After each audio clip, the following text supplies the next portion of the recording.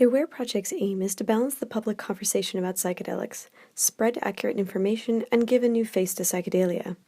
We feel that this change will occur through connection and relationship, one individual at a time.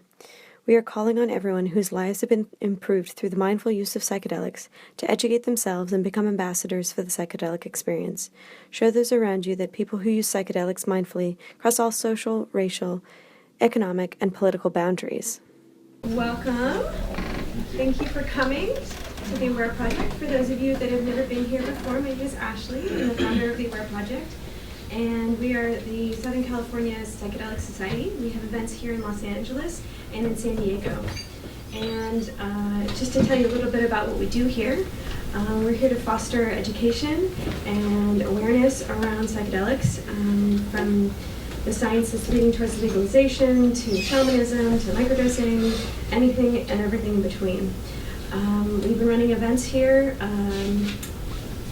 actually not in this space, but in the LA and San Diego area for about 4 years, and we've been doing them monthly. So I hope that you can come back again and keep learning more and more and being ambassadors for this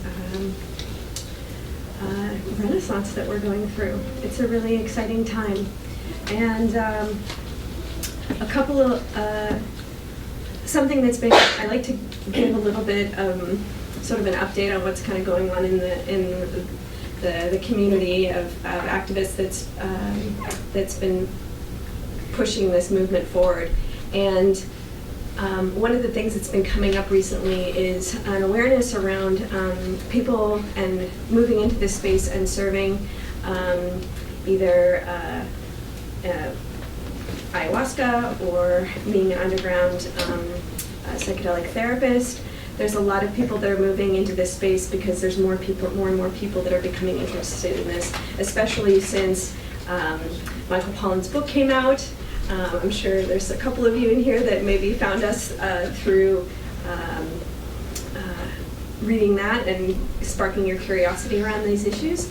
And so with this increased interest in this stuff, there's a lot of people moving in to try and provide, but unfortunately there's a lot of people that are maybe not as qualified as they should be, and so there have been issues where people have not been in the best integrity.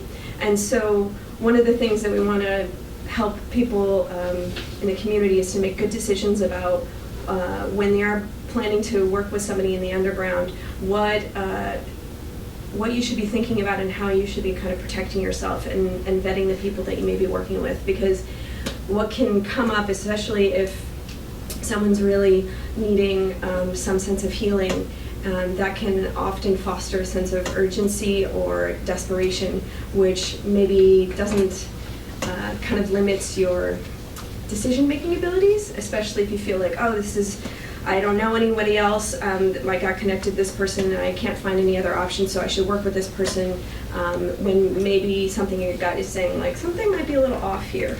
So a couple months ago, we put together a guide, and it's all up on the Aware Project website. It's called our Sitting Safe Guide, and so it's a way to help people that are coming into this world navigate it a little bit better.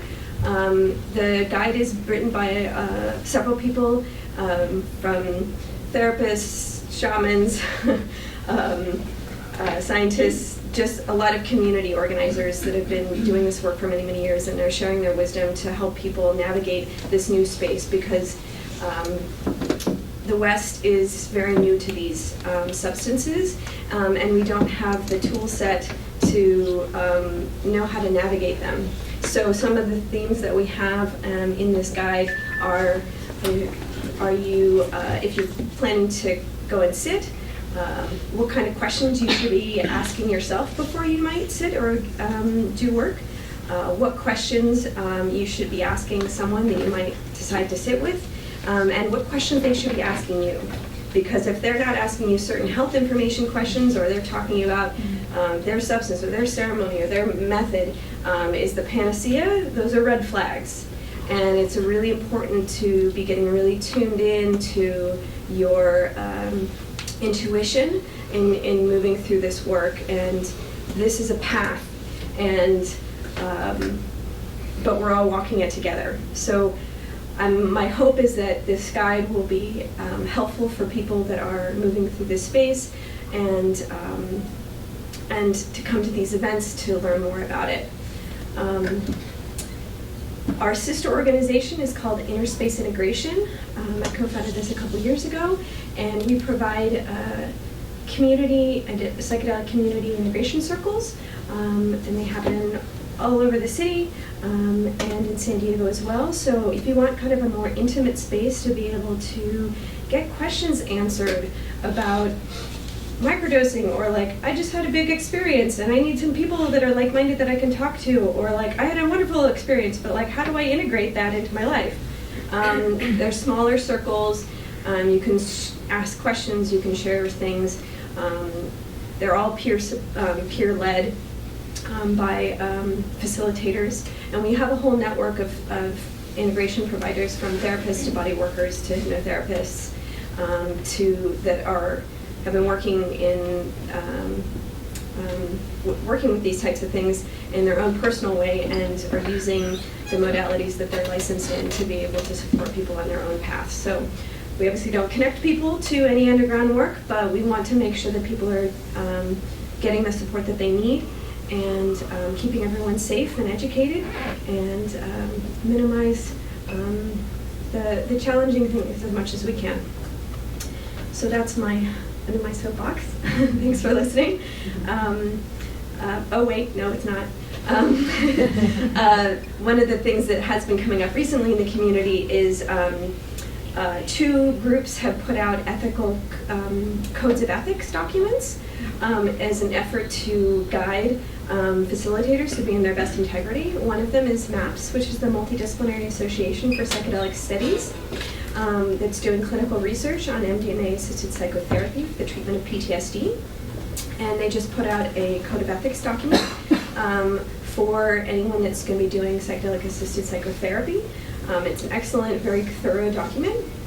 Another group of 5-MeO-DMT practitioners have got formed together into a collective called the Conclave, and they have come out with another ethics document that is specific for 5-MeO-DMT facilitation. So I'm really happy to see that the leaders in the community are taking this seriously and putting out things to try and set a higher bar, because in this world of prohibition, the underground can't be regulated, and so it's really the Wild West, and so we want to make sure that we're not, that people are getting a little bit more safety. So please share the ethical documents with maybe facilitators, or ask your facilitators, hey, do you have a code of ethics that you work under, or that you follow to? Or have you seen this one through MAPS, or this one through the Conclave, or there's another one through this guides for spiritual practices. So by being responsible consumers, we demand a higher level from the people that we're getting these services from. So now that's the end of my soapbox. Yeah. All right. So I'm very excited. We have several very talented, beautiful ladies that are going to be sharing with us some music this evening, and a talk. And we'll have Catherine and Julieta come up right now and share with us some music. So enjoy this time to really ground into yourself and just enjoy the music, and that's it. Thank you guys so much for coming.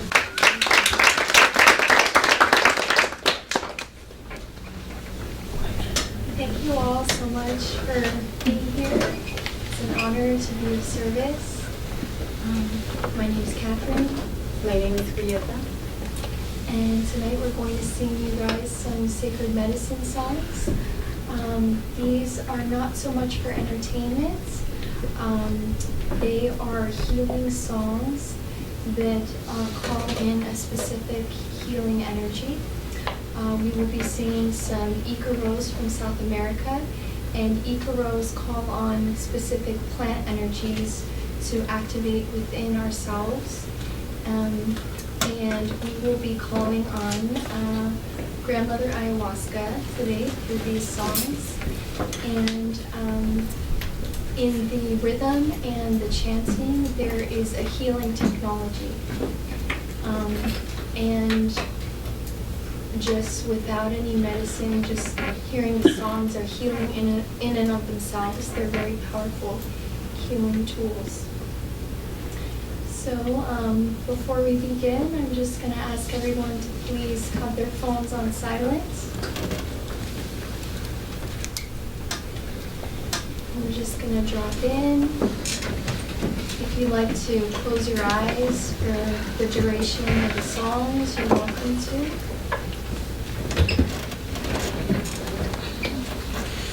Just taking a deep breath in through your nose, out through your mouth, opening your hearts to receiving the healing transmission.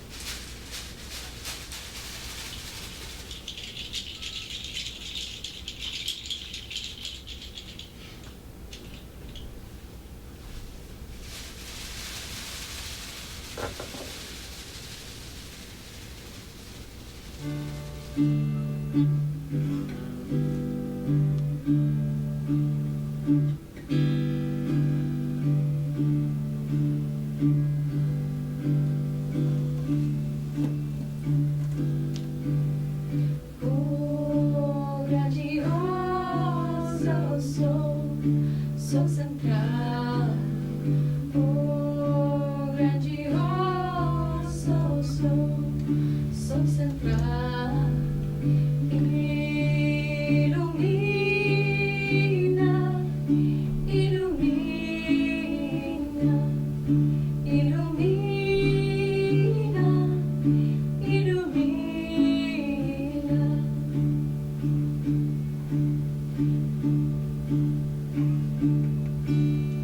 Oh, grandiosa lua no céu. Oh, grandiosa lua no céu. Ilumina, ilumina, ilumina, ilumina.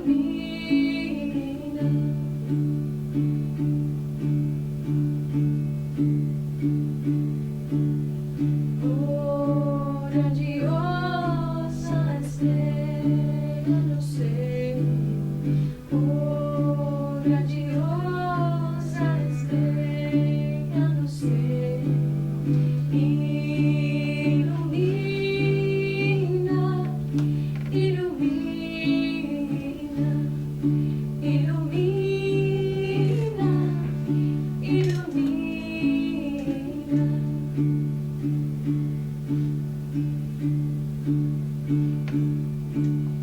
Oh, grandiosa hina da floresta.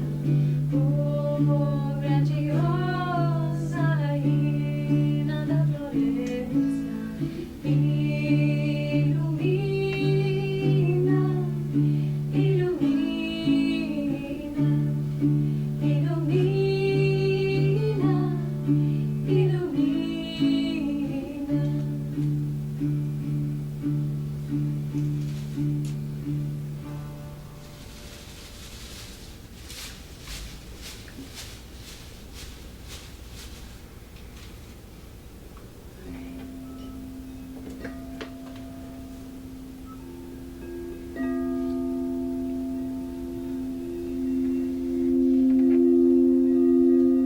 Now we're going to invite everyone to inhale and exhale all together. So let's inhale. And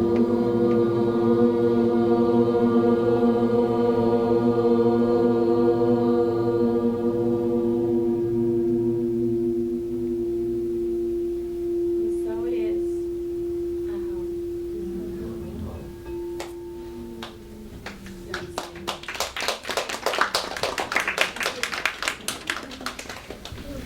It's nice to take that moment to just check in with yourself and just be. All right, I'm so excited to welcome Laura Dawn to the stage and share some of her wisdom that she's been gathering over the last 4 years. Thank you so much for coming.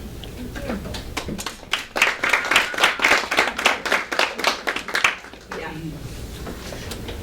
Thank you so much for having me. You know, I really highly recommend checking out these resources that the Aware Project is creating.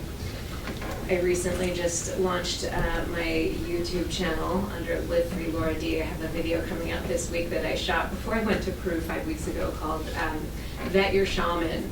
And I had this really hilarious moment in my first ceremony in Peru where I was like, wow, I spent like days preparing the content for that. I didn't ask one of the 20 questions that I recommended asking. And I had this moment where I was just like, even if you feel like you're well advanced on the path, you know, I've been working with plant medicines for 20 years and I could have saved myself quite a lot of of a process in a certain moment when I was like, wow, grandma is checked out snoring at the altar right now. What is going on?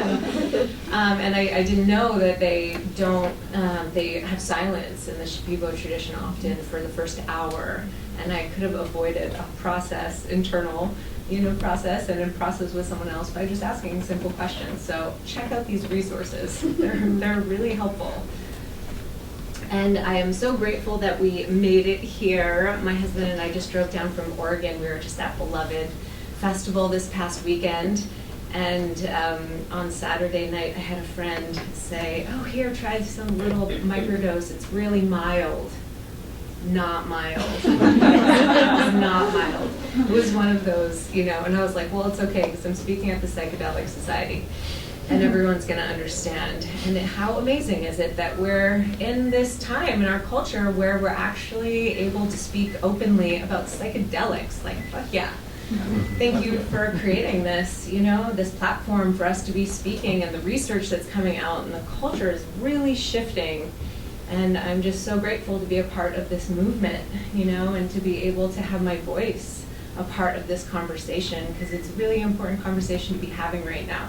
So I'm really grateful to be here and to be talking about one of my favorite topics, anchoring our inner visions into reality. Whose life is perfect here? It's perfect. Perfect. Well, you're married to me. You're just, yeah. So it's so fun to be talking about this topic, because there's so much that we can learn, and plant medicines are really here to offer us a lot of teachings and a lot of wisdom. So my favorite topics combined, psychedelics and manifestation, and officially came out of the psychedelic closet officially on social media about a year ago. It came out of multiple closets at the same time, which is a really amazing quantum trick, which that joke will get funnier as we cover the quantum reality section of this talk. But this is a huge conversation, and it's so huge I have about 2,000 slides that I've put together for an 11-day retreat that is coming up over New Year's. So if this topic piques your interest, please check out our retreat coming up at this phenomenal center over New Year's, where we're going to really dive deep into many topics that are being woven together, from neuroscience to quantum physics to biology of divine alignment. And so I'm trying to fit all of that into 1 hour, and we'll see how far we can get. And I'm in the light. Yeah, the spotlight. Yeah. Okay. The light, come to the light. And I also talk a lot about these topics through my newsletter. It's not your typical newsletter. There's a couple of boards going around. There's one here if you're not yet on my list and you would love to receive some visionary downloads. I don't inundate emails, just once or twice a month, and I share medicine music. So please, if that resonates, or if this resonates, feel free to get on the list. So I do really want to have the goal be that you walk away with some concrete tips tonight for how do we learn how to channel the power of plant medicines and really tap into visionary states. So it is a huge topic, and I actually want to, the goal is for you to walk away with some new thoughts, because I'm sure you guys have heard that we think about the same 60 to 70 thoughts every single day, and we're going to talk about how plant medicines help us think differently. So this is a talk inspiring you to ask new questions and to think new thoughts and to embody some level of expansion of consciousness. Is anyone into that movement? Consciousness expansion? Just a little bit? Expansion of consciousness. Doesn't she look expanded? She's definitely going there. Because that's the point, right? Isn't that the point of all of it? It's the point of why we're here on this planet. We're here to wake up, to come into the light from the darkness, and we go through these journeys. I know this is a question that you might be exposing yourself, so don't feel the need to raise your hand, but how many of you guys work with psychedelics here? plant medicines, ayahuasca primary teacher? Anyone here? Okay. Just curious. So really the point for me and the intention here is to plant a seed in your consciousness that can sprout and can manifest into something beautiful, that we can create something here, and not just for us in our own lives, but that it can ripple out. I've been studying Buddhism for about 15 years now. Chogyam Trungpa Rinpoche, Pema Chodron, anyone familiar with Pema? Oh, she's so special. Yeah, she's so dear to my heart, and she always starts her talk by really setting this aspiration, like may something good come out of this, and not just for our own lives, that something can really grow and sprout into something beautiful, but may this ripple out and touch someone else's life around you, and some benefit, some goodness come from this. And that's really the inspiration and the aspiration that I want to start with. So I love talking story. And as we say in Hawaii, I've been in Hawaii for about 10 years now, and so I'd love to weave together some personal stories, some journeys that I've been on, and I'll weave it with some information and weave together a story, connect some dots about how I really started getting into this wild and crazy topic of ayahuasca and manifestation, which has been quite the journey, and how it really happened that I started birthing this work. And so I would love to share a few stories with you guys tonight about my personal life, my personal journey. And the intention is to really inspire you to expand what you believe is possible to create with your life. And this really feels actually like my life path, my life work, my purpose on this planet is to help inspire people to really push these boundaries. We actually all have boundaries, these beliefs, self-limiting beliefs that keep us held back in life. And so it's a fun game that we can actually learn how to play with the universe, where we can actually slowly expand what we believe is possible, because we actually all have boundaries, whether we're aware of them or not. It's like, who feels like they can like manifest like $10, you know? Like that's like really within the realm of, you know, possibility. But then when we start pushing those boundaries, like, okay, you know, $10 million, like, you know, not that money is like really all be all end all of manifestation, but just like as an example, there's like boundaries that we have of like what we believe we're capable of calling into our lives. And so starting to get acquainted with these limiting beliefs and where our boundaries are actually at is a really powerful process. And as we are learning that plant medicines and ayahuasca and LSD, psilocybin, they actually are incredibly effective tools for teaching us how to access our subconscious minds. And I will say, if anyone does have questions that feel very relevant to the flow, I am happy to pause to answer and clarify anything. And if there are other questions that people have, we can cover those at the end. So feel free. I just walked in, but I already have like 3 questions. Okay, great. I'll just ask one. Yeah. So sometimes I feel like I challenge my limiting beliefs and like believe I can create these things, and then they don't happen, and I feel like I'm taking action and doing my spiritual and psychological work, and yet it's still not happening. So then I get a little jaded and skeptical of the whole like, you can just manifest whatever. Totally. Mm-hmm. Yeah, well, we're going to go through some things, and then we can talk about that more, but so much of it is that like we have subconscious programs running our lives. You know, most of our lives are run on autopilot. Like 95% of consciousness is subconscious programming, and only 5% is conscious.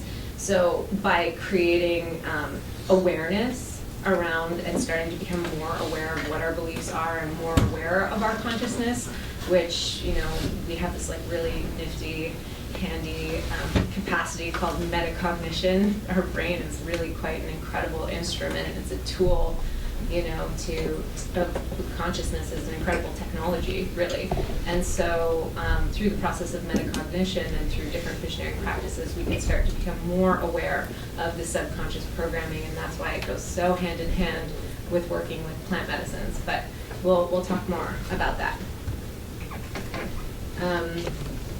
Right, because the point is really here, how do we, the point of what we're talking about is how do we anchor the inner visions that we have into reality? Who's got some big inner visions that they're holding? Anyone feel like speaking? Anything that they're calling in? What are you calling in? A center where I can help people that are ill that can't afford it. Awesome, that's amazing. Bless that vision. Mm-hmm. Whew. Yeah. Anyone else?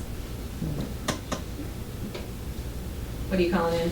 I play music. I'm also a sound healer as well. Mm-hmm. So it's really a blessing to be in front of all of you Mm-hmm. and to meet anybody at this time. Mm-hmm. So, and yeah. Mm-hmm. What are you calling in? I found plant medicine really helpful for PTSD, for trauma. Mhm. So I'm actually planning on going down this path to help people with traumatic injuries Mhm. to overcome PTSD as well. Mm-hmm. Awesome. Anyone else? Really chiming in? Mm-hmm. I'm really interested in helping the Ibogaine spread. Right. I've been down to South America and Central America, and I see that the treatment centers are mainly serving the upper class, the Americans. Mhm. And I see that there's a huge meth and drug addiction problem in Central and South America, Mhm. but they don't have $5,000 to $10,000 for Ibogaine treatment, so I'd Mhm. like to get involved with that. Mhm. You know, I just love that this is, it's like the process of our awakening is that everyone's vision here is really just so like to help other people, you know, and that's what's going on the planet right now. And that's this aspiration that I started with. It's like we're on this path of waking up so that we can help other people wake up, you know, and that's that's amazing. It's amazing work to be doing. I've been leading retreats for about 10 years, and I'd always ask people, like, what are you calling into your life? In my retreats, we did Manifest Your Dreams retreats, and we did these adventure retreats in Hawaii, and they were so fun. And so many times, like when people would arrive and this group would just stare very blankly back at me when I would ask them, like, what do you want with your life? Like, do you want me to repeat the question? You know, and a lot of people actually just don't even think about it. You know, so even just actually by placing your awareness on it, you're shining the spotlight of your consciousness and making it more real. And we're gonna talk about that more. But the whole connecting piece of so much of what I'm talking about here is this word visionary. I love this visionary word, and I strongly identify with this archetype. I was raised by 2 entrepreneurs, and I was the youngest of 4 kids, and now it's so cool to be an entrepreneur, but then it was not so much. Like in school, it was like people could not wrap their brain around what my father did. But beyond that, it was so amazing. You know, we're going to talk about beliefs and how a lot of them are actually limiting beliefs, but my dad planted this one belief in me, this one belief that I will take all of the other ones for this one. And he used to always tell me, whatever you see in your mind, you can create in reality. And I watched him do it. He was an amazing example. He used to talk about these ideas and go into different business ventures, and then he would make it happen. And I would watch him formulate an idea, and then he'd put a team together, and then I would watch him birth something into creation, into reality. And that really was inspiring for me. And more than that, I remember when he told me that everything that we see in this reality was actually once a thought in someone's mind. And that blew my mind wide open. And it was really powerful. I was just a kid. I was like maybe 7 or 8 years old at the time. And it really changed the way that I thought. And so I had my parents, and I was grateful for them, and I'll tell you some of the majorly limiting beliefs that they also planted in me that I'll be working out for the rest of my life. But that one was a good one. Yeah. Stoked on that. And then I also was an athlete growing up. Ever since I was a little kid, I trained in sports, and one of my sports was diving. And I was really lucky that I had an amazing coach who actually really taught me the power of visualization. So part of my training practice was to actually do nothing and to lay down and to focus my mind on the dives that I was about to perform. And I competed all over the country, and I was quite good, and I won a lot of competitions, and I actually really attributed a lot of my success, even as a child, to learning how to tap into visionary states in my mind. which was a really powerful practice. And I attribute a lot of my success today to tapping into visionary states with plant medicines. I'm 35, I've written a couple of published books. I know I'm not saying this to brag, there's so many people here who are probably way younger than me who are like multimillionaires and all of that stuff. But I really love the life that I live. I love creating. I've been an entrepreneur my whole life, built my first online brand to over 1 million followers on Facebook. You know, my husband and I built an amazing volcanic hot spring retreat center. And all of this, you know, was really, I really attribute the power of embodying the visionary archetype and these visionary practices that I'm going to talk about tonight to a lot of the success that I've had, and more than anything, the success of enjoying my life, you know, and living an unconventional lifestyle and not having to fit inside someone else's box. I'm also really grateful that my parents recognized very early on that there was like no trying to contain me and put me in the box. So they really supported my outside thinking.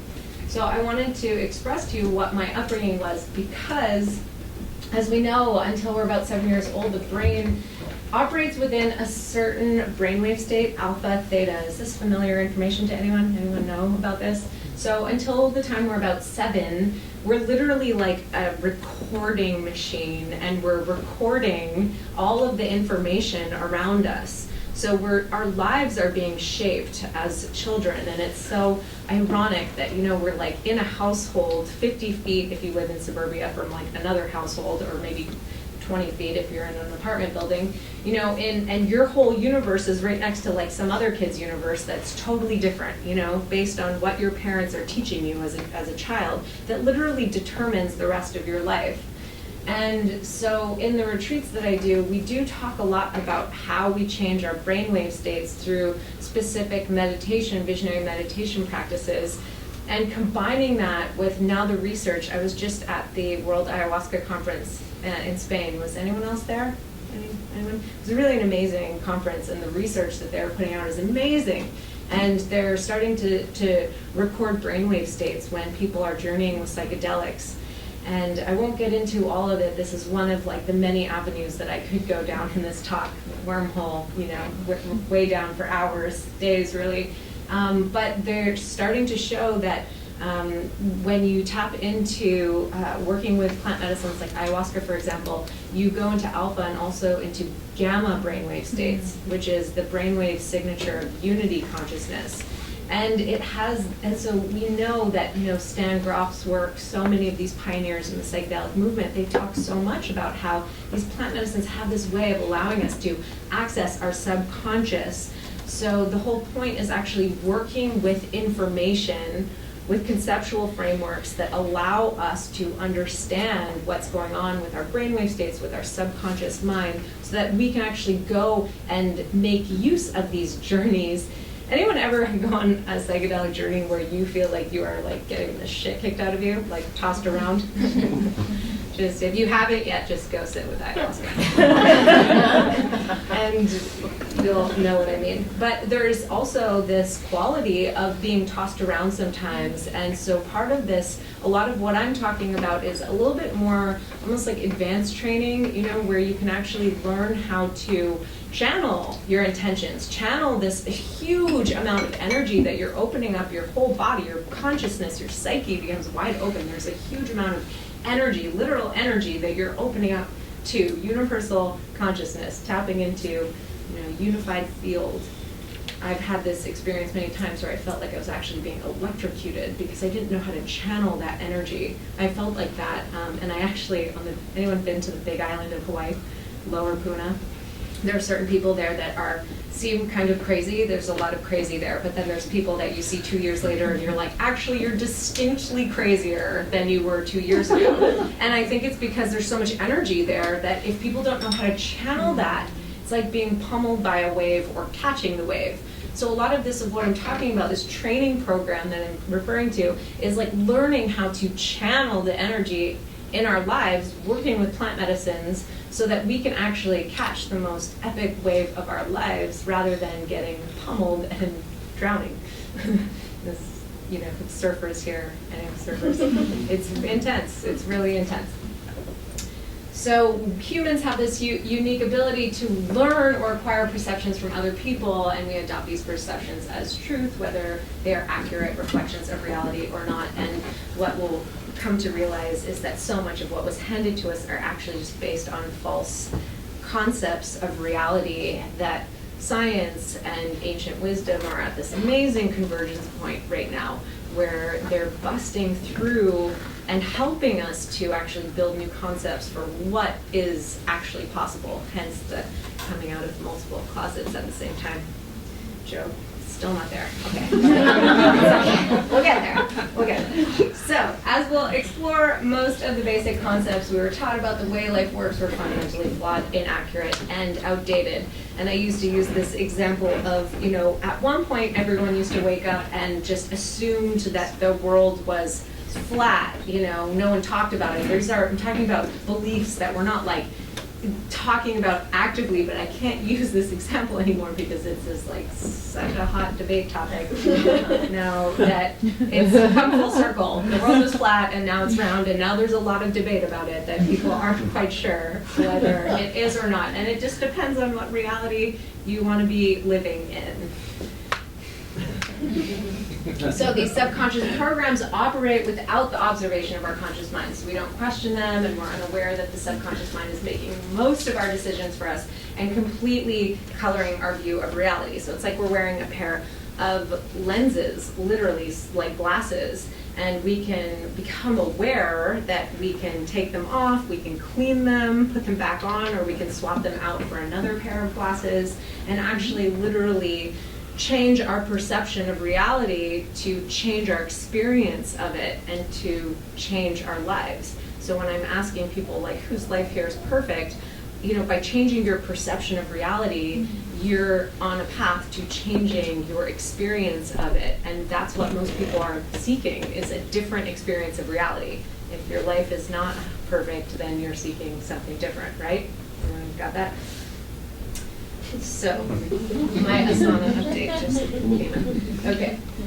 But unfortunately, the majority of these subconscious programs, the beliefs, and some researchers say up to 70% are limiting and disempowering rather than self-supporting. So, one of those limiting beliefs that my parents gave me, I'm sure we could talk about this for hours, but one of them was that you can create whatever you want, but you have to work really hard to get it. Like, you have to struggle to get what you want. And I've been working with that one for like a couple of years now very actively, but just identifying it was so liberating and empowering, and working with plant medicines to help identify these patterns, because like I said, we think the same 60 to 70,000 thoughts every day. So if you start paying attention to what you're thinking, you'll start seeing the patterns. Oh. Okay. And beliefs are like hidden contracts we have with the universe. And so I'm going to get into this a little bit more in detail in terms of the neuroscience and why that is exactly. So, for example, when I talk about the visionary, so what you see in your mind, you can create in reality.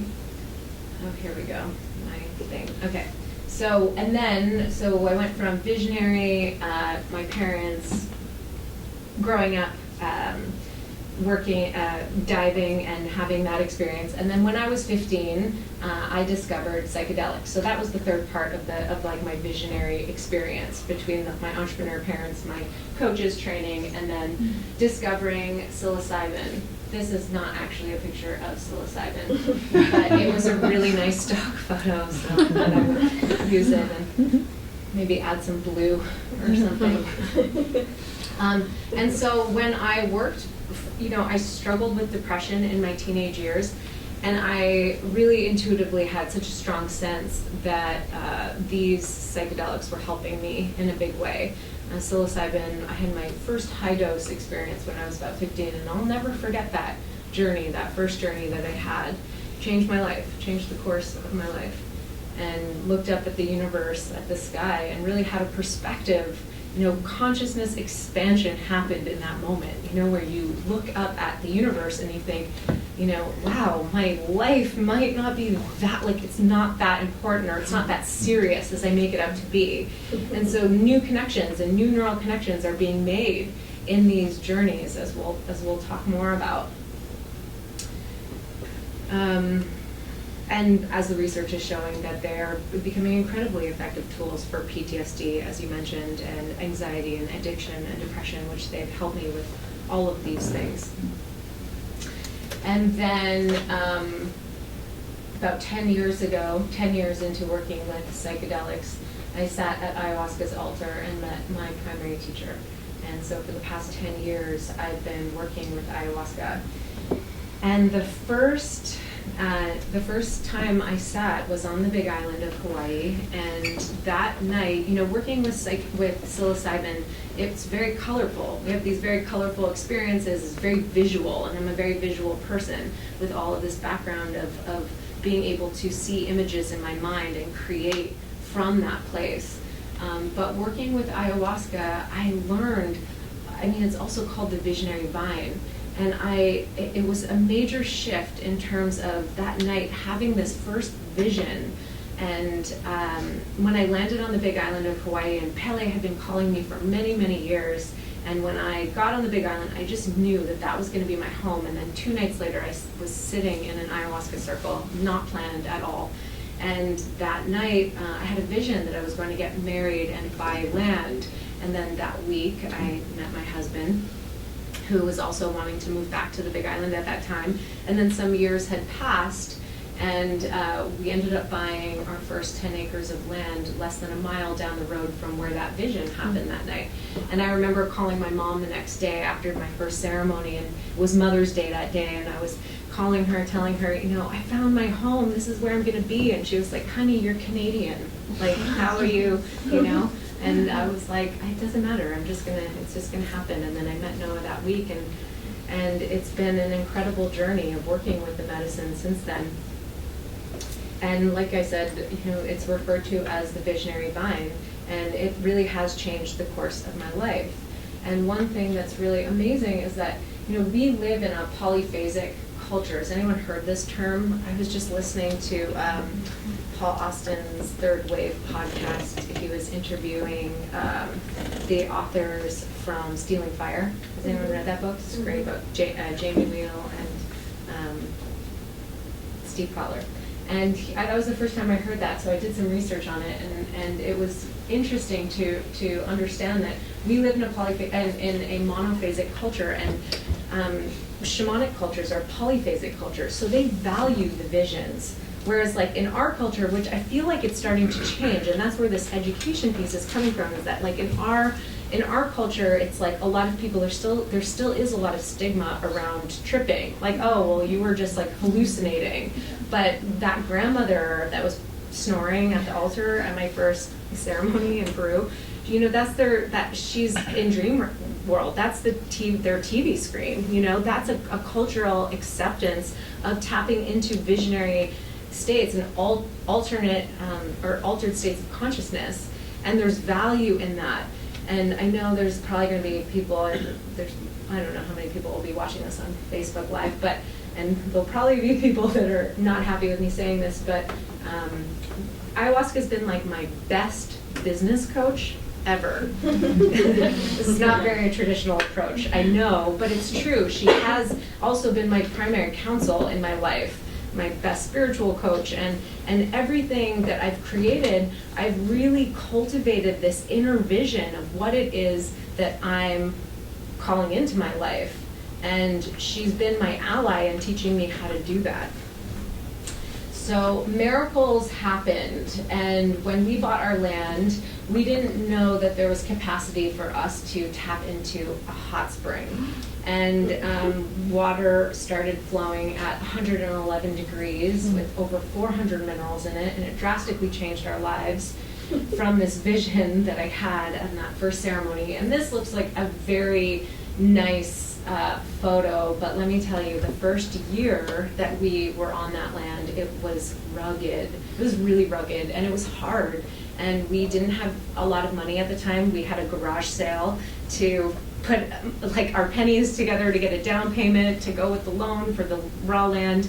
And we pulled our VW van onto the land that we didn't even run anymore. And we had no power, no water, no electricity, and we started hauling ass, building gardens, you know, really, and just working really hard.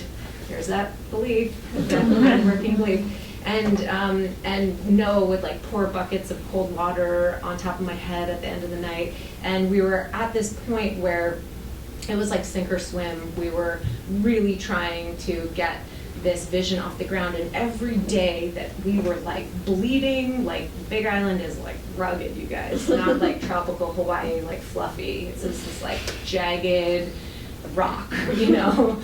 And so we were hauling rocks out to create this garden and to really plant fruit trees on our land. And all day, every day, I really held this prayer that this was going to be a place where healing transpired, where ceremonies would happen and that miracles would unfold on this land. And I just really held that prayer super strong. And the power, do not underestimate the power of your prayers. And the power of intention is incredibly, it's everything, you know?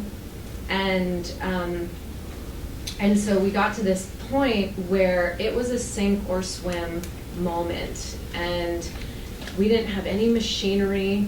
We were doing it all by hand. We were crazy. Like, I can't even believe that you know, but the tenacity of this vision was just so strong that we would create a place for healing.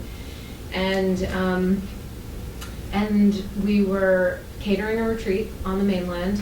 And I got to the point where I was just, my soul was tired, my spirit was tired from this, working on this project, and we needed help. And it was a moment where I just didn't know if we were going to be able to make it.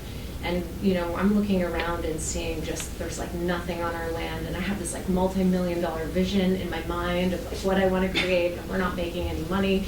And so there was a ceremony, and we were assisting. We were also crazy because we would assist the ceremonies and cater the ceremonies and hold space. It was just like so much with this team of amazing people that would pour the medicine. And in this ceremony, this was one of the first nights that this really incredible experience happened to me, where I felt like Moses. Was that the story, parting of the seas? I'm not up to date with my biblical but there was this feeling of just like this parting of energy, and I felt like I was like whispering my prayers into source energy, like from the source of creation.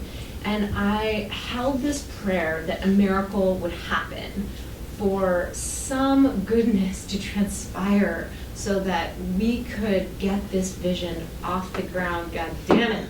And it was just really this incredible moment where I felt it like in has anyone ever prayed like that? I used to not even be able to like really resonate with the word prayer until that night. I was like, wow, that is prayer. It was just like, and it wasn't like, send me money. It was like, I want to see this vision come to fruition for the healing of humanity. Like, that's where it was at.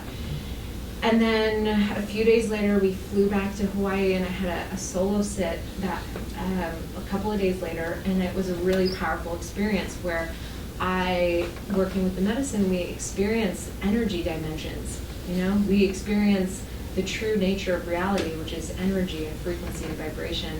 And I was really tapping into some limiting beliefs on this night, and I felt this like energy density in this channel of abundance. There was like this like energy blockage, and I actually like reached out, and it was like tangible. I could feel it. It was like this dense blockage of mass in my channel, and I moved it out of the way. I like literally grabbed it and moved it out of the way, and I just had an amazing clearing. It was just like a really strong energetic clearing. And then the next morning, I had gone on my computer, and at this point I had started this brand that was just really focused on spreading positivity. I started it when I was a kid with my mom, when like Facebook pages just came out. Like, that's how long ago we started it.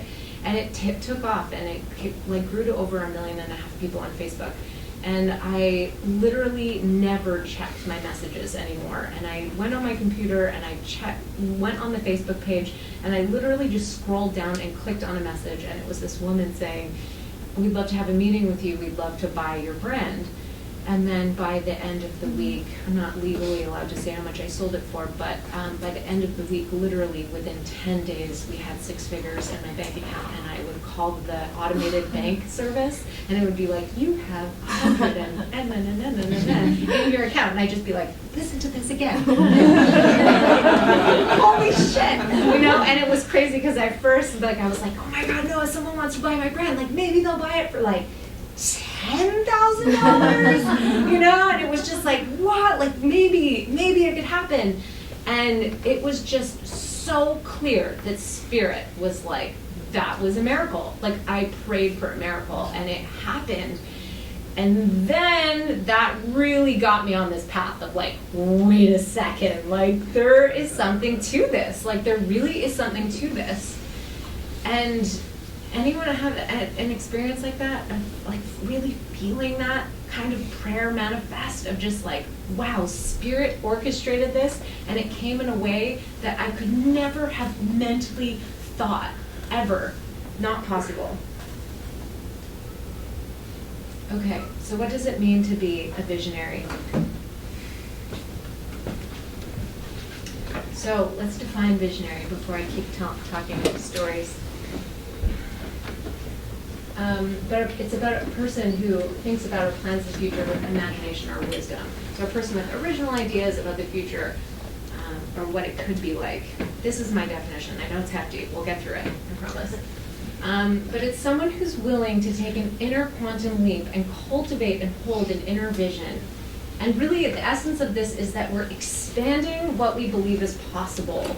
But we're not just holding an inner image, it's like we're holding a 3D reality. And we feel so connected to that reality and what it would be like and feel like to live in that reality. And we feel it with such a level of energy and passion and excitement that the very essence of those feelings carry such a strong vibrational frequency that it literally creates the vision from a future point in time to become manifest in the present physical reality. And that's essentially what we spent 11 days in Costa Rica dissecting. They're really understanding that it is a frequency, that when we take time every day to go within and to create space, to close our eyes and to hold an inner vision, we're creating neurological pathways in our mind that allow that reality to become manifest. You're creating your reality from the inside out. That's essentially, in a nutshell, what it means to be a visionary. And I really want to inspire everyone to embody the visionary archetype more in their lives and really step into that and know that we do actually have the capacity to create our reality from the inside out. So, how do we channel the power of plant medicines, and why is it important that we create our reality from the inside out, and how do we do that exactly? Well, we can learn how to shift our perceptual field of awareness, ask higher reaching questions, and we can focus our intentions. And this is just 3 of many directions that I could have taken this in, but like I said, I really wanted you to walk away with some concrete tips and tools for your next sit. The next time you work with plant medicines, you don't even have to work with plant medicines to take any of this advice into consideration. I work with visionary practices on a daily basis. I also work with microdosing as a very powerful tool for integration combined with visionary practices, which is a very powerful practice in and of itself. So let's dive into some of this. Okay, so who loves neuroscience? Yeah! Okay, so latest research in neuroscience is that our mind simulates, not stimulates, but it does kind of stimulate. It's pretty stimulating reality, I would say. But mind simulates reality, and it's a simulation based off of mental concepts. Okay, so this is where it starts to get really good. When we're little kids, we're walking through the garden, and mom points to a plant and says, lavender, what's going on? We're literally forging a neurological connection in our mind. We're building a concept. This is coming full circle to the beliefs that we were given. So everyone has a different concept of what reality is based on the beliefs, the concepts that we were taught. Concepts solidify into belief systems. So the more we have an understanding of lavender, for example, any concept, the more we have an understanding of any one concept, the more it impacts our reality. Does that make sense? Mm-hmm. And so words and concepts impact our reality in a big way. This was really interesting. The Himba tribe from Namibia, they have a lot of different words for green, but no words for blue. So they tried this study where they put all of these square green cards, and they asked them to point out the blue, the outlier square. And many of them couldn't do it. They were slow to do it, or they chose the wrong one. But yet because they have many words for green, and this is just the way that our words shape our reality. Anyone a fan of Jason Silva here? He has a great YouTube video on how our words shape our reality, and many people quote, that there's like different tribes who have like 50 words for ice, and different cultures, like there's a culture in Siberia where the shamans have like 4,000 more words in their vocabulary than just like everyone else. Mm-hmm. So they're describing a different reality, and it's the same thing in like Buddhism, for example. Mm-hmm. Any students of Buddhist philosophy here? There's a lot of different words for consciousness. Mm-hmm. In Buddhism, mm-hmm. and that actually can really be applied. I weave a lot of Buddhist philosophy in terms of understanding consciousness through our work with plant medicines. So they did it again with the Himba tribe, and you see there's one square that's a little bit off on the shade of green, but they could pick it out right away. It was like much more subtle than that. But to have such a different blue square, where the people of that tribe that don't have a word for blue, they had a hard time picking that out, but yet like a slightly different green, and they have many words for green. I just thought this was so fascinating that the concepts and the words that we have, they really shape our reality. Another great example is 3 people walking through the forest. You have one person who doesn't spend any time in nature. We all know these people. Another person who has a PhD in botany. Another person who's a shaman. So they all have different perceptual views of reality. They all were given different concepts. The person who doesn't spend time in nature is like, oh my God, I'm getting bitten by mosquitoes. This is horrible. The person who is, we know those people, where it's just like, stop complaining. Like, you're in the forest. It's really nice. The person with botany, with a degree in botany, it's, they'll focus on Latin names, medicines. The shaman sees plant spirits. So it's like, I really want to drive this point home that our concepts that we have been learning and that have been given to us, whether we learn a concept ourselves or whether it was handed to us as a child, they really form our reality. So, for example, like I said, shamans are taught to communicate with the energy or spirits of different plants, and their whole cultural paradigm is so different than our cultural paradigm. So one thing that's important to notice is that for any concept that we have, it is literally a neurological network being formed in our mind, and so the more that we learn about a concept, somebody who reads and studies, has a PhD in compassion, for example, their neurological network for the concept of compassion is going to be very different than someone who doesn't read about it, who doesn't talk about it, who doesn't practice it. So it's literally, knowledge is the precursor to experience. I'm getting somewhere with this, and it's going to be good. So 95% of who we are by the age of 35 is a set of very established behaviors, emotional reactions, beliefs, attitudes, and perceptions. I know that can be discouraging. Who's over 35 here? Oops. But what we do know is that our capacity to learn, and yay, neuroplasticity, thank God that concept is now being taught to us. It's actually, that is a perfect example of a new scientific paradigm outdating an old paradigm, and now all of a sudden we're learning faster because we believe it. So, many limiting beliefs, money doesn't grow on trees, life is hard, you can't trust people. That is going to be your reality if that's the concept that you were given. So many of us were raised by our parents and grandparents who went through World War II, and we're given these concepts that life is hard, scarcity is real, money doesn't grow on trees. We all know these major concepts. And they directly affect our lives in a big way. And then we try to change matter, trying to change matter. We try to force our lives to change, but it's not the way. It's not the easy way anyway. There's a much easier way, and we can figure out how to do that. And what I've been learning is that when we tap into quantum reality from plant medicines, we can actually go in and create a lot more change, a lot more rapidly, and it's, trust me, so much more fun. So it's 8:50. I want to be mindful of time. We're going to go till 9:50? 9.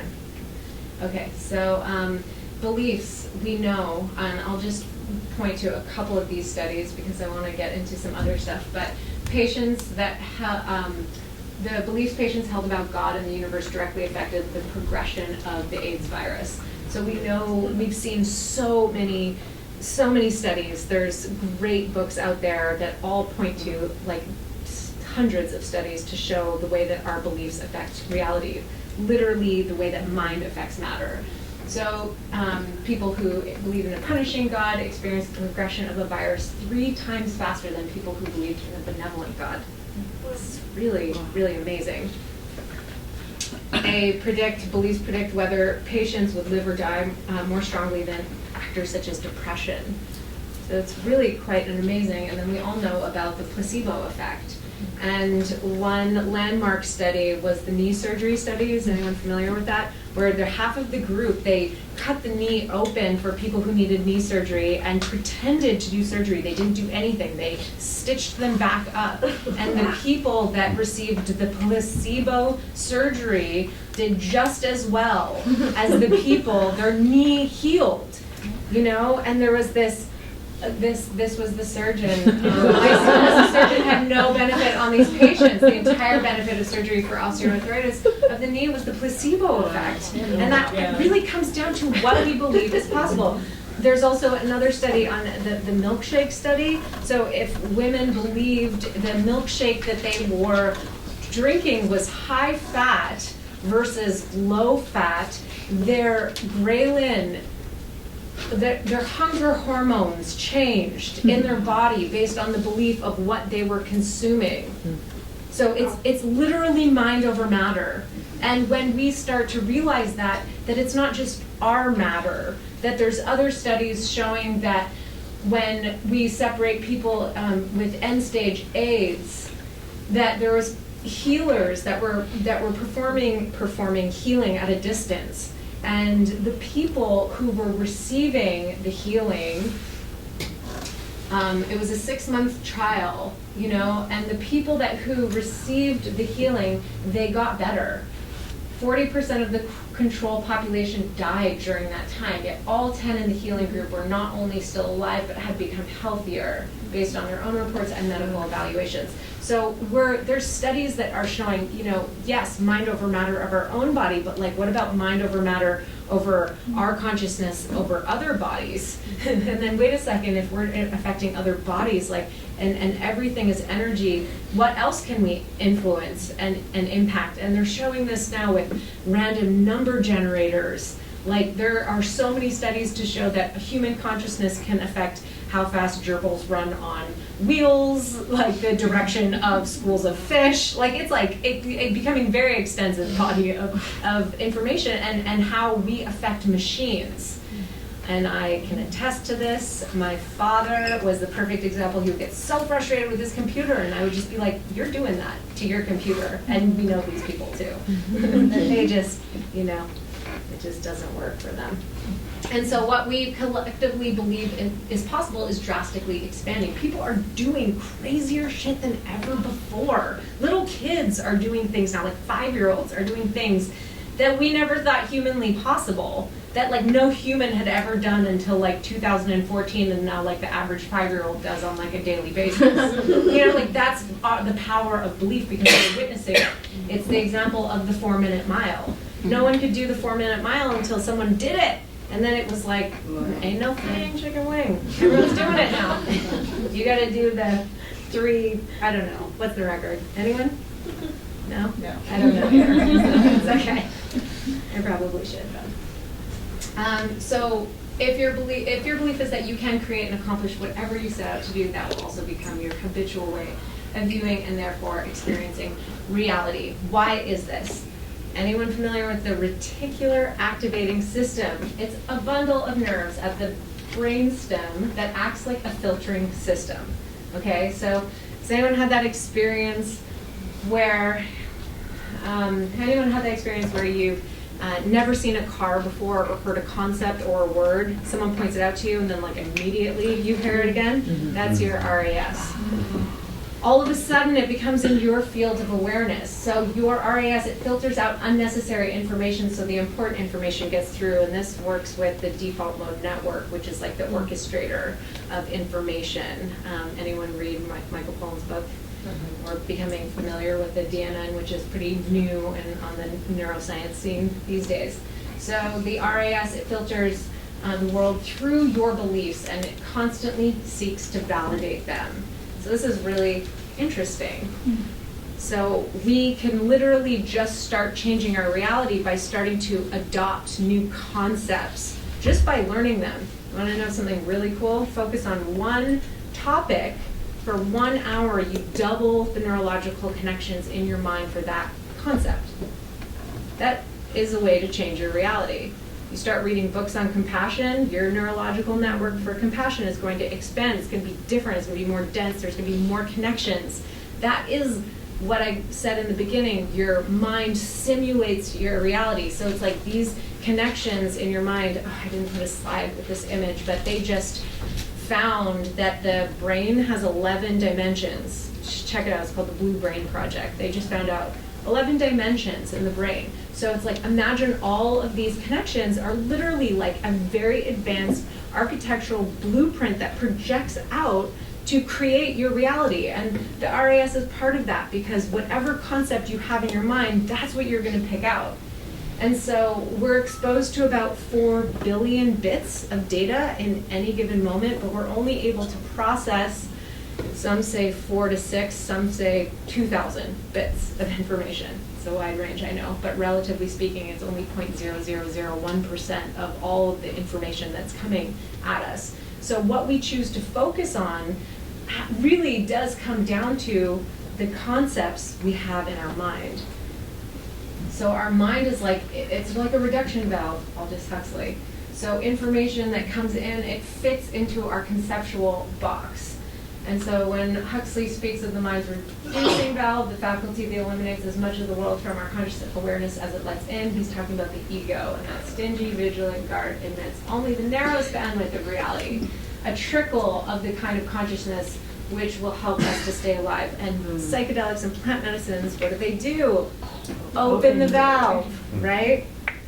And so, and Robin Carhart Harris, he at Imperial, he talks a lot about this, you know, so it's like we have these streamlined path of least resistance. So these connections in your mind, they're like super highways. So when information comes in, it's like if you think that, you know, your husband is always treating you a certain way, you're going to fit everything he does into that box. This is how we literally live within the box of our reality. 95% of who we are is a set behavioral habits, ways of thinking, attitude, perceptions of reality.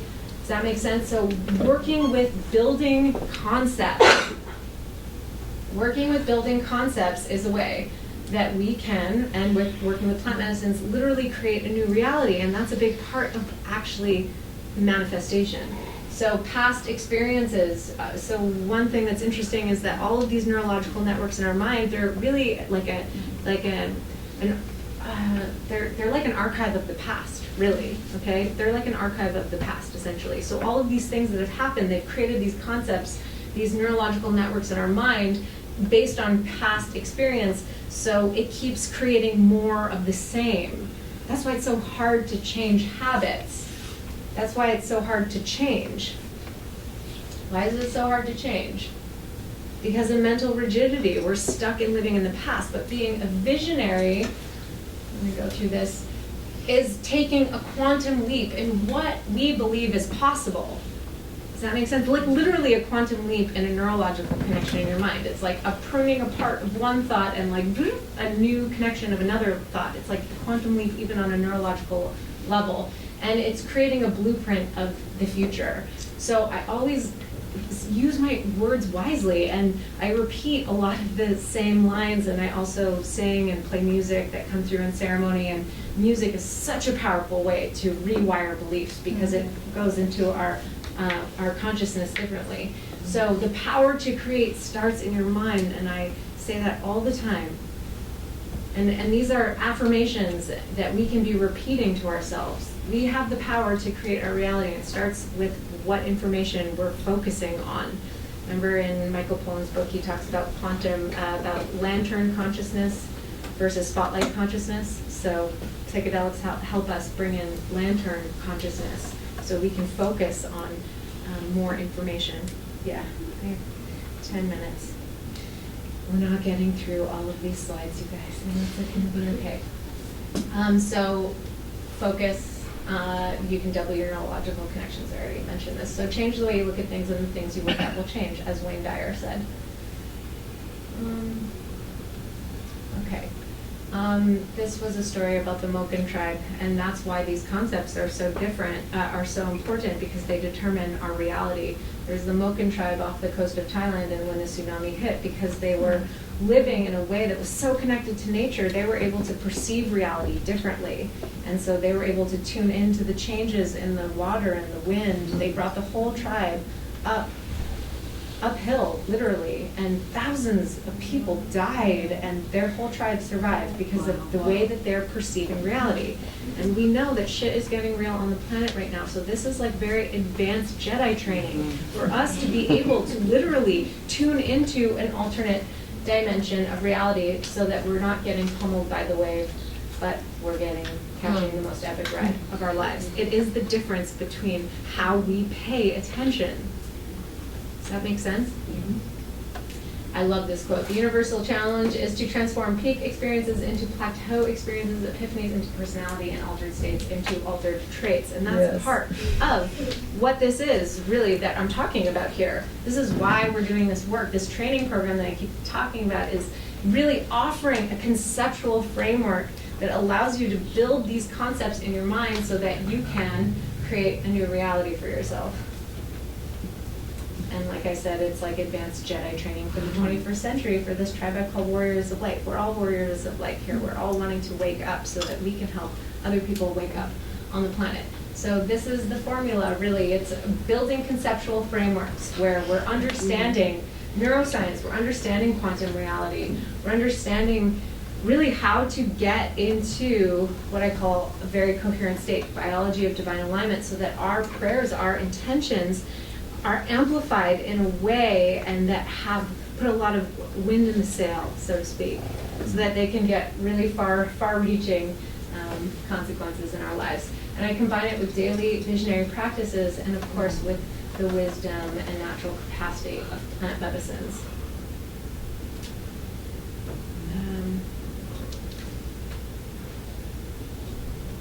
So, daily visionary practices, there's really so much. I wish we could just stay and keep talking.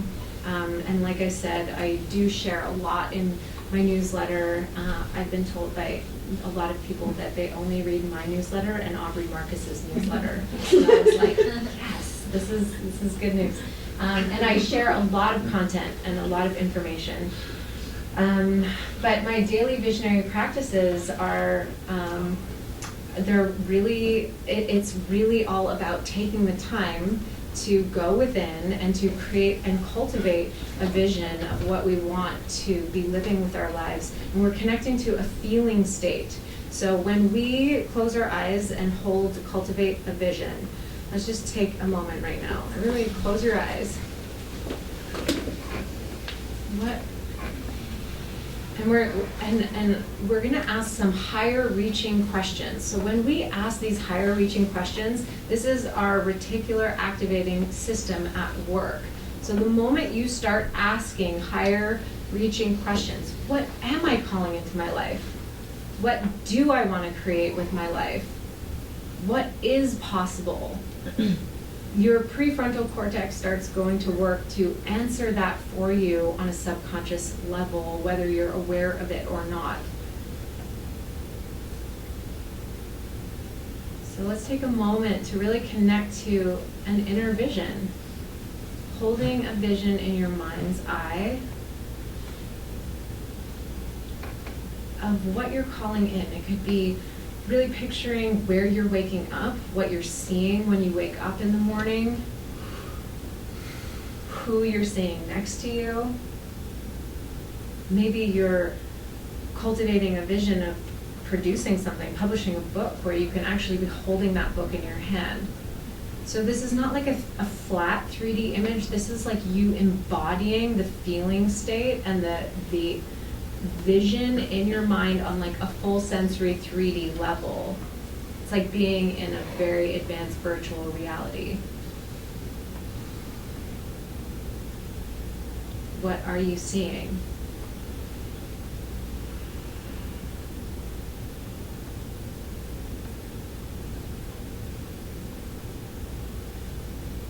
Who are you embodying in this moment? And how does that feel?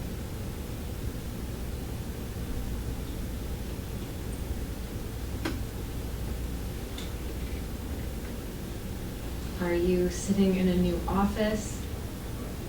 Are you going for a run by a lake? Are you waking up next to the love of your life? Whatever it is that you're calling into your life. And how does that feel?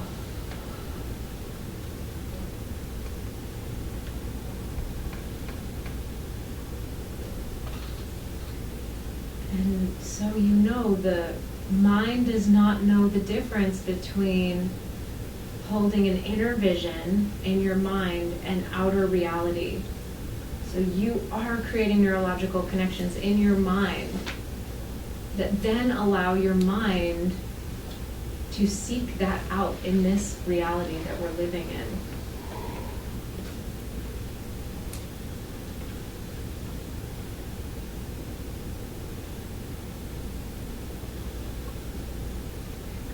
Feeling that feeling of experiencing this experience that you're ready to align with in your life. Maybe you also want to call the automated banking system and hear them tell you you have over $100,000 in your bank account. It's a good feeling. It's a good feeling.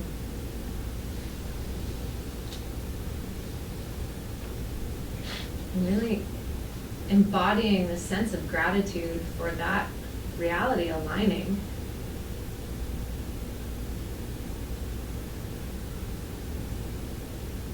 And if it feels hard to connect to gratitude for that, just feel grateful for anything. What's one thing that you can be grateful for in this moment? Resonating at the frequency of gratitude is a very specific energetic signature that you're sending out into the universe. It's the signature of receivership, of alignment. This is how we hit the easy button in our lives. Taking a deep breath in, feeling some solid gratitude in the heart.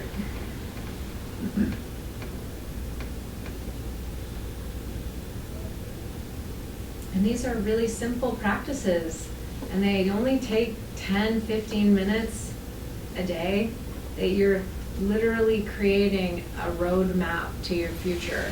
When you embody these visionary practices, this is what allows you to take the quantum leap, creating a map to your future rather than constantly living by the programs of the past.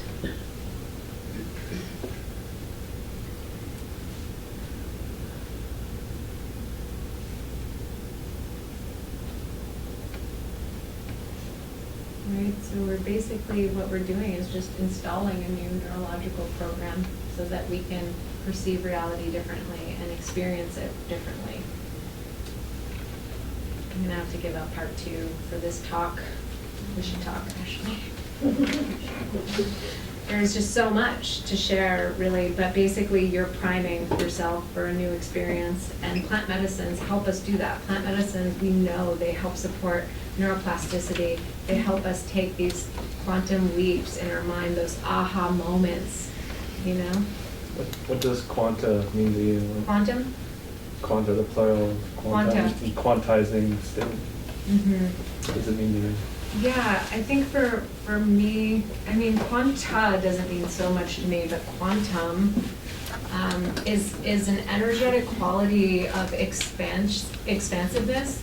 And so I was at the Ayahuasca conference, and someone asked me, like, why do you talk about quantum physics? Like, what do you know about quantum physics? Like, besides, like, reading a lot of books about quantum reality and quantum physics, I feel like my experience is directly from plant medicines. So I had,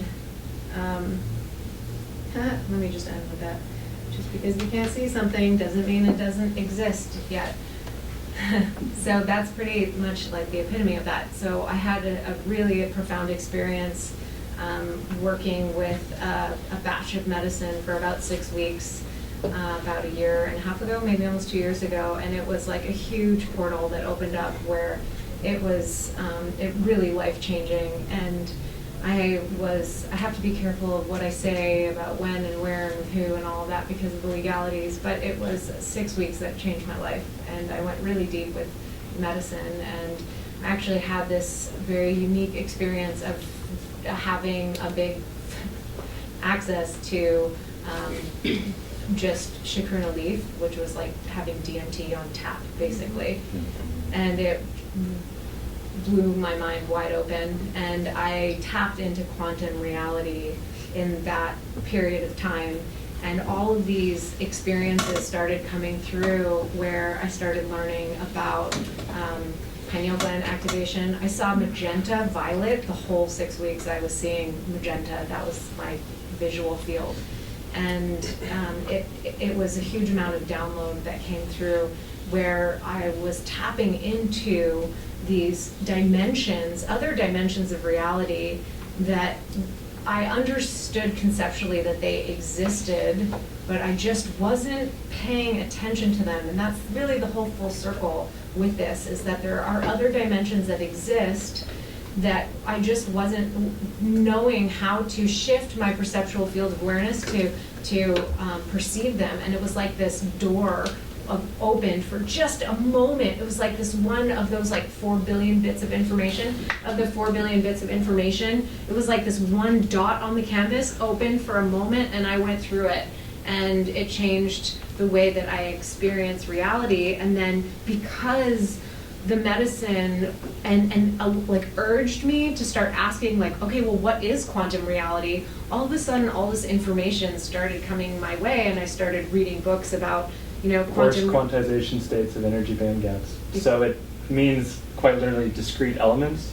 So it's just interesting because throughout this, with gratitude and enjoyment of this discussion, language and the metrology and the objective experience as it relates to others gets very difficult and diffuse in the way we use language and the way we measure. So how does one feedback in the neural net? Thank you for giving your time and reflections. Well, I really like it. I associate it, and I have a slide further down, so I was going to look.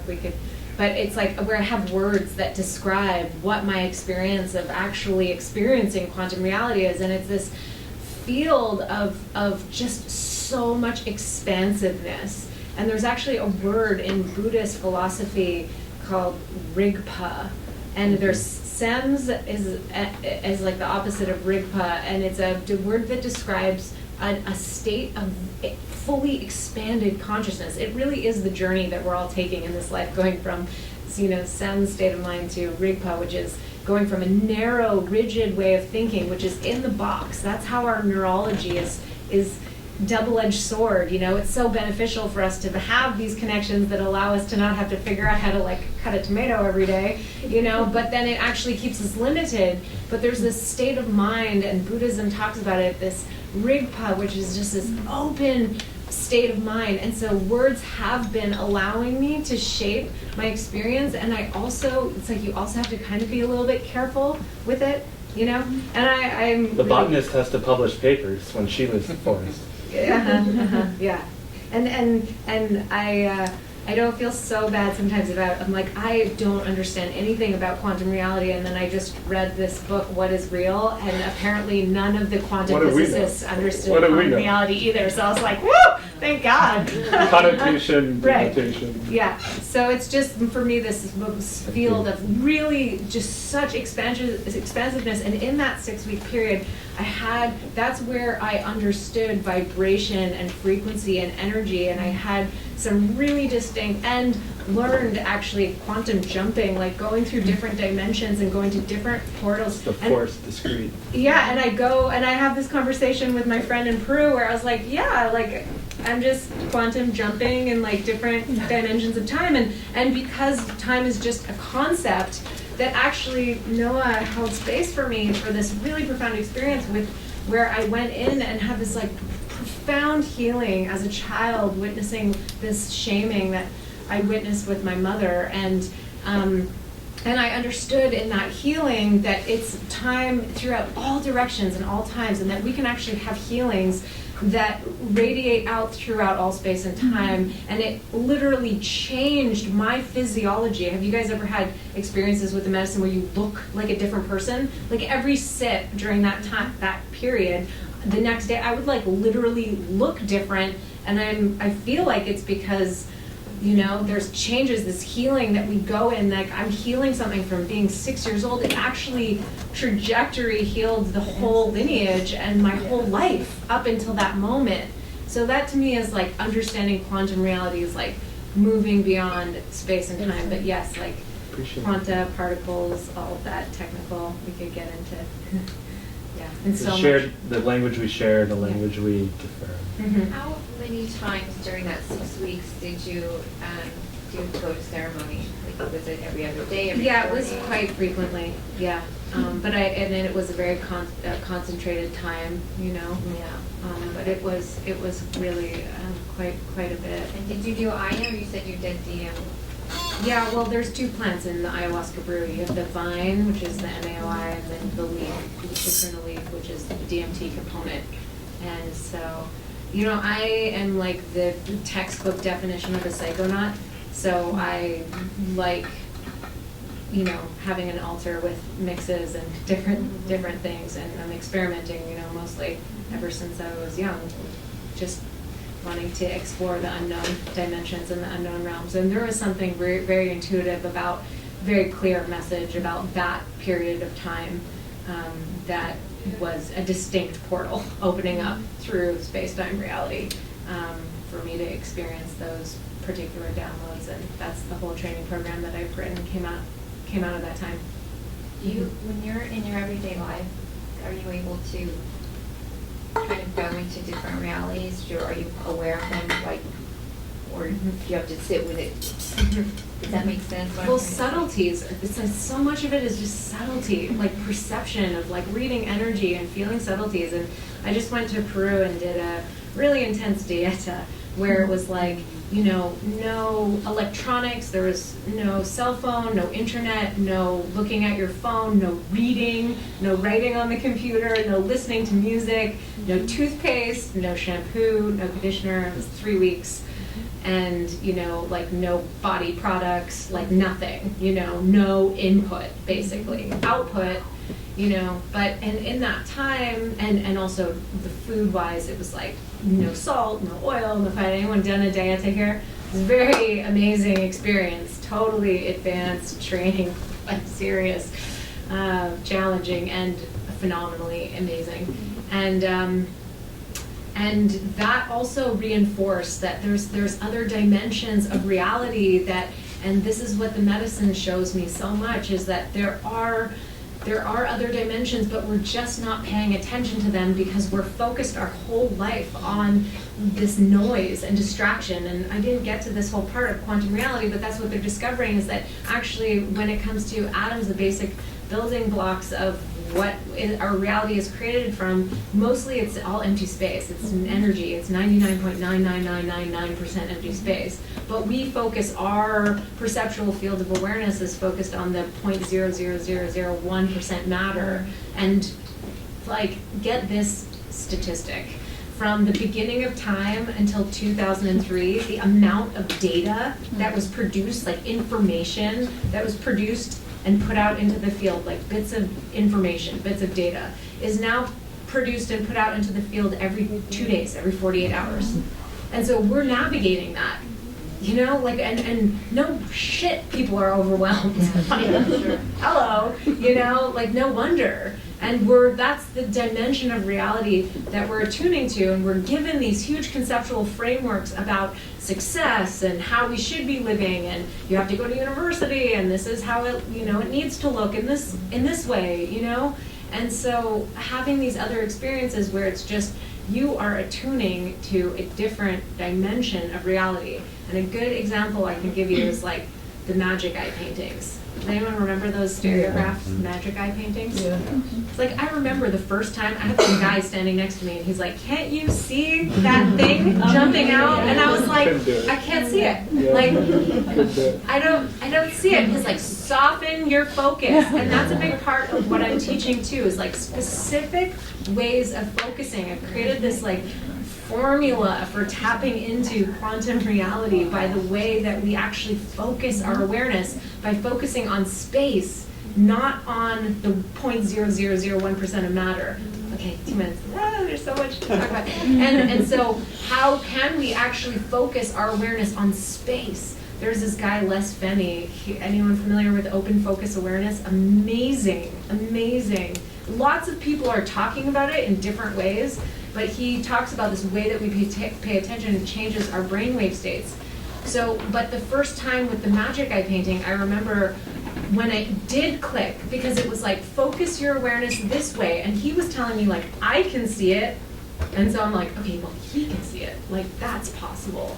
And then the first time I did see it, because I had to just like shift my focus, a different dimension of reality literally jumped out of me. It was like a jaguar or tiger or something like that, but you know, jumped out at me that was there all along, but until I had a conceptual framework to perceive it, I couldn't perceive it yet. And that is like the epitome of like what this is. So I'm like talking about it, creating concepts for it. How do we expand what we believe is possible? You can expand what you believe is possible. You can hold an inner vision and actually create it and listen to other people's stories about how it's possible, you know? And so there's so much that we can build on to create a foundation to quantum leap literally into a different dimension of reality where we don't have to struggle and we can just hit the easy button and align rather than struggle to, you know, create what we want to create with our lives. Awesome. Thank you. Great, thank you guys so much for coming. What a great way to just kind of conceptualize a lot of the work that we're doing as a community too. Something that I'm constantly thinking about is like, what does the world look like when psychedelics are integrated? Right. You know, and so many of us here have ideas that are pieces of the puzzle of this, and so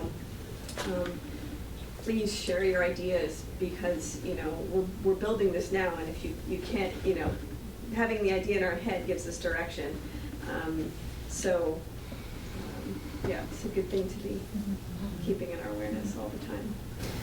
I have some thank yous. This beautiful venue. Thank you to the and to our volunteers, Katrina and Tatiana and Paul and Malaya and Anna. Thank you guys so much. I mean, we're an amazing team that has been putting these things together. I started this on my own, and it was just like rough. And now I have this wonderful team of people that are putting these things together out of their passion for this work. So it's such an exciting space, and so if you are excited about joining the team or coming to volunteer, please come and talk to us afterwards. We're always excited to have more people involved. It's a great way to be privy to just more information about this work and just be connected to the community. So thank you to the wonderful team of volunteers.